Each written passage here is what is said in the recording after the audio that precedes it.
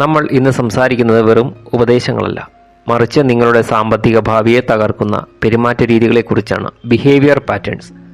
പണം എന്നത് വെറുമൊരു പേപ്പറല്ല, അതൊരു ഊർജ്ജമാണ്. അത് നിങ്ങളുടെ കൈകളിൽ നിൽക്കണമെങ്കിൽ അതിനനുസരിച്ചുള്ള ഒരു മാനസികാവസ്ഥ നിങ്ങൾ വളർത്തിയെടുക്കണം. ഇന്ന് നമ്മൾ തിരിച്ചറിയാൻ പോകുന്ന 3 തെറ്റുകൾ തിരുത്തിയാൽ നിങ്ങളുടെ സാമ്പത്തിക ജീവിതം മാറിമറിയും. ഇത് ഞാൻ ഗ്യാരണ്ടി തരുന്നു. ഒട്ടും സമയം കളയണ്ട, നമുക്ക് വിഷയത്തിലേക്ക് കടക്കാം. ആദ്യത്തെ എൻ്റെ പ്രധാനപ്പെട്ട ശീലം നിങ്ങളുടെ വാക്കുകളാണ്. എൻ്റെ കയ്യിൽ പണമില്ല, ഇതൊന്നും എനിക്ക് താങ്ങാൻ പറ്റില്ല എന്ന് നിങ്ങൾ സ്ഥിരമായി പറയാറുണ്ടോ? ന്യൂറോ ലിംഗ്വിസ്റ്റിക് പ്രോഗ്രാമിംഗ് NLP പ്രകാരം നിങ്ങൾ പറയുന്ന ഓരോ വാക്കും നിങ്ങളുടെ ഉപബോധ മനസ്സിനുള്ള കമാൻഡുകളാണ്.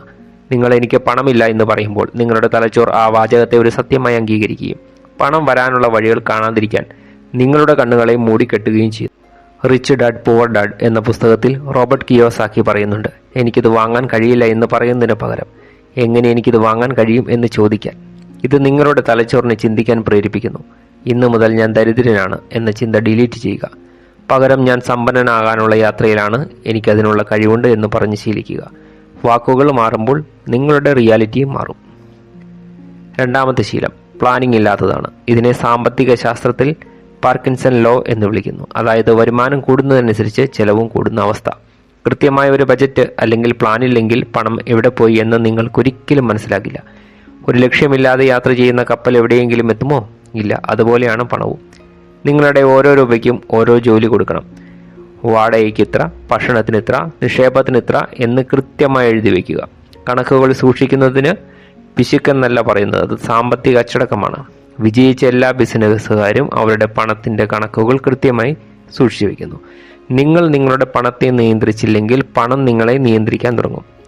മൂന്നാമത്തെ ശീലമാണ് സമ്പാദ്യമില്ലായ്മ. പലരും ചിന്തിക്കുന്നത് ചിലവുകൾ കഴിഞ്ഞ് ബാക്കിയുള്ളത് സമ്പാദിക്കുക എന്നാണ്. പക്ഷേ വാറൻ ബഫറ്റ് പറയുന്നത് നേരെ തിരിച്ചാണ്.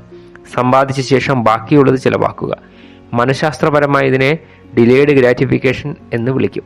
ഇന്നത്തെ ചെറിയ സുഖങ്ങൾക്ക് വേണ്ടി നാളത്തെ വലിയ സമ്പത്തിനെ ബലികഴിക്കുന്ന ശീലം നമ്മൾ മാറ്റിവെക്കണം. നിങ്ങൾക്ക് എത്ര ചെറിയ വരുമാനമാണെങ്കിലും അതിൽ നിന്ന് 10% 20% ആദ്യം തന്നെ മാറ്റിവെക്കുക. ഇതൊരു എമർജൻസി ഫണ്ടായി കരുതാം. ഭാവിയിൽ വരുന്ന അപ്രതീക്ഷിത ചെലവുകളെ നേരിടാൻ ഇത് നിങ്ങൾക്ക് ധൈര്യം നൽകും. ഓർക്കുക, പണമുണ്ടാക്കുന്നതിലല്ല, അത് നിലനിർത്തുന്നതിലാണ് യഥാർത്ഥ കഴിവിരിക്കുന്നത്. ഇന്ന് നിങ്ങൾ പണത്തെ രക്ഷിച്ചാൽ നാളെ പണം നിങ്ങളെ രക്ഷിക്കും. സുഹൃത്തുക്കളെ, ദാരിദ്ര്യം എന്നത് പലപ്പോഴും കീശയുടെയല്ല, മറിച്ച് മനസ്സിൻ്റെ അവസ്ഥയാണ്. നമ്മൾ ഇന്ന് ചർച്ച ചെയ്ത ഈ 3 ശീലങ്ങൾ മാറ്റാൻ നിങ്ങൾ തയ്യാറാണെങ്കിൽ നിങ്ങളുടെ സാമ്പത്തിക വിജയത്തെ തടയാൻ ആർക്കും സാധിക്കില്ല. നിങ്ങളുടെ ജീവിതത്തിൻ്റെ ആർക്കിടെക്റ്റ് ആകേണ്ട സമയമായി. ഈ വീഡിയോ നിങ്ങൾക്കൊരു പുതിയ അറിവ് നൽകിയെങ്കിൽ തീർച്ചയായിട്ടും ലൈക്ക് ചെയ്യുക. ഈ അറിവ് ആവശ്യമുള്ള സുഹൃത്തുക്കൾക്ക് ഷെയർ ചെയ്യുക. ഇതിലേത് ശീലമാണ് നിങ്ങൾ ആദ്യം മാറ്റാൻ പോകുന്നത് എന്ന് താഴെ കമൻറ്റ് ചെയ്യുക. വീണ്ടും കാണാം. താങ്ക്